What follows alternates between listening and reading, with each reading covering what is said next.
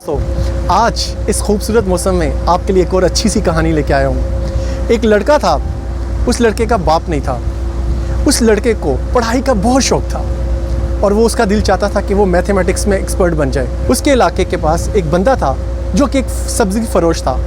वो उसके पास चला गया और उसको कहा कि मुझे आप मैथमेटिक्स का इल्म सिखाएं। उसको जितना इल्म आता था उसने सिखा दिया।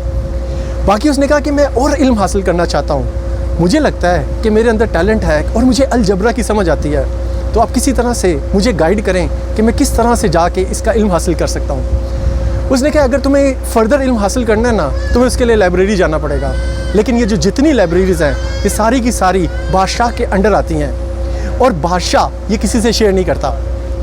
उसने बादशाह के बारे में सुन रखा था कि बादशाह को बड़ी आंत का प्रॉब्लम है और उसने ऐलान कर रखा है कि जो बंदा इसका इलाज करेगा उसको जो चाहेगा मैं उसको दूंगा। तो इसके लिए एक हल है कि पहले वो हकीम के पास जाता है। हकीम के पास जाके वो कहता है मुझे आपके साथ ट्रेनिंग लेनी है और मुझे आपके साथ सीखना है। हकीम के पास जाता है, हकीम के पास कुछ अरसा गुजारता है और वो सिर्फ मैदे पे और बड़ी आंत पे फोकस करता है। कुछ अरसा गुजारने के बाद वो देखता है कि उसको इसका तोड़ मिल गया है कि अगर ये जड़ी बूटी का मिक्सचर मिलाया जाए तो इस बीमारी का इलाज हो सकता है। वो अपना ये हुनर लेके बादशाह के पास जाता है और बादशाह को कहता है बादशाह सलामत, मुझे इसका इलाज मिल गया, आपको मैं बताता हूँ। बादशाह कहता है अगर मैं ठीक ना हुआ, उसने कहा अगर आप ठीक ना हुए तो मैं ज़िम्मेदार हूँ इस बात का। उसने कहा कि बादशाह सलामत, आप इस दवाई को ट्राई करें और आप इंशाल्लाह ठीक हो जाएंगे। पुराने ज़माने में बादशाह कोई भी चीज़ खाने से पहले अपने टेस्टर को देता था। टेस्टर ने ट्राई की, वो ठीक हो गया। उसको भी यही प्रॉब्लम था। बादशाह ने ट्राई की, कुछ अरसे बाद बादशाह भी ठीक हो गया। बादशाह ने पूछा कि अब तुमने मेरा इलाज कर दिया, मांगो क्या मांगते हो। उसने कहा बादशाह सलामत, मुझे आपसे कुछ नहीं चाहिए, आप सिर्फ़ और सिर्फ मुझे इजाज़त दें कि मैं आपकी लाइब्रेरी को यूज़ कर सकूं। यहाँ पे आपको बताता जाऊँ कि ये 1500 सदी पुरानी बात है। उस ज़माने में किताबें एक बहुत बड़ा इल्म होता था।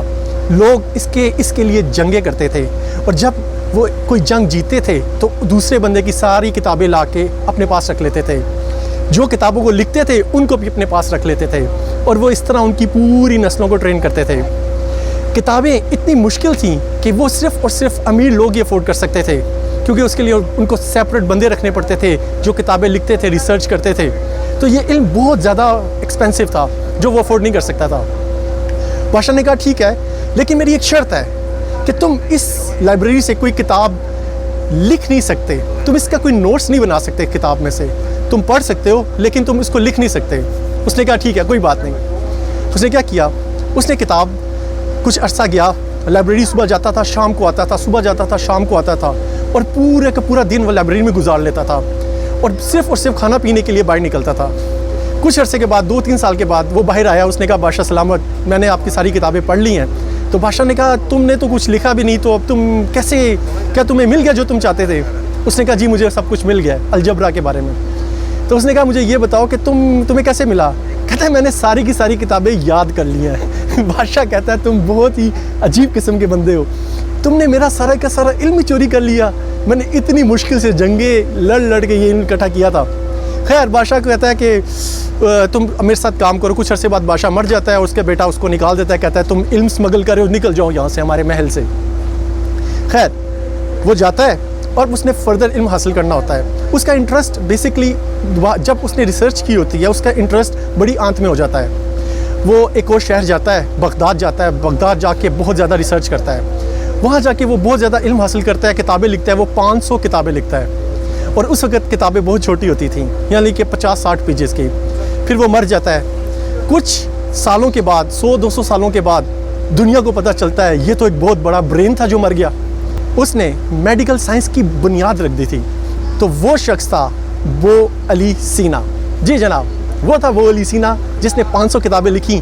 और अगर आप हिस्ट्री में पीछे जाएं, मेडिकल साइंस में पीछे जाएं, तो हर चीज़ की बेस उसने रखी। उसने कहा कैसे बीमारियां होती हैं, इनको कैसे रोका जा सकता है, इनके क्या असबाब होते हैं। तो दोस्तों आप मुझे बताएं, क्या इल्म हासिल करने के लिए आप में भी इतनी तड़प है, आप में भी इतना शौक़ है? क्या आप भी बड़ी आंत का इलाज तलाश करने के लिए पहले हिकमत सीख सकते हैं? तो हमें चाहिए कि हम इल्म हासिल करने के लिए, हमारे पास बहुत सी अपॉर्चुनिटीज़ हैं। आजकल इल्म हर जगह अवेलेबल है। थोड़ी सी कोशिश करें, सही डायरेक्शन लें और चीज़ों को सीखें और जब भी हमें मुश्किल लगे तो हम सोचें कि बोली सीना ने कितनी मुश्किल से इल्म हासिल किया था। नेक्स्ट टाइम एक और स्टोरी के साथ, तब तक के लिए अल्लाह हाफ़िज़।